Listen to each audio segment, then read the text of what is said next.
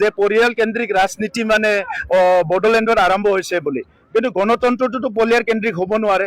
ইয়াত ৰাইজে ৰজা, গতিকে UPPL সদায় ৰাইজৰ লগত আছে, কমন মানুহৰ লগত আছে। UPPL সদায় ৰাইজৰ লগত থাকিব, কাৰণ UPPLৰ কাৰণে পাব্লিকে ফাৰ্ষ্ট, ৰাইজে ফাৰ্ষ্ট।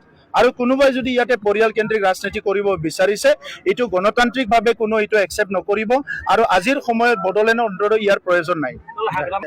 আপোনালোকে নিউজটো বনাই আছে, দেখা পাই আছো মই। বলক, এইটো ইছ্যুটো এতিয়া এই সময়ত প্ৰাসংগিক হৈ থকা নাই। কাৰণটো হৈছে অলৰেডি ষ্টেট গভৰ্ণমেণ্টে ৰিপৰ্ট দিলে, ইয়াৰ ওপৰত ট্ৰাইবেল অৰ্গেনাইজেশ্যন, অনাৰ ট্ৰাইবেল অৰ্গেনাইজেশ্যন বিচাৰা নিবিচাৰা চবে বিভিন্ন স্থিতি লৈ পেলাই কাম কৰি আছে। আমি যিকোনো সমস্যাবিলাক স্থায়ী সমাধান বিচাৰোঁ, অস্থায়ীভাৱে সমাধান কৰি পেলাই সাপটো মাৰিব বিচাৰি মানে নেঙুৰত কোবাই বিষ ৰাখি থোৱাটো আমি নিবিচাৰোঁ।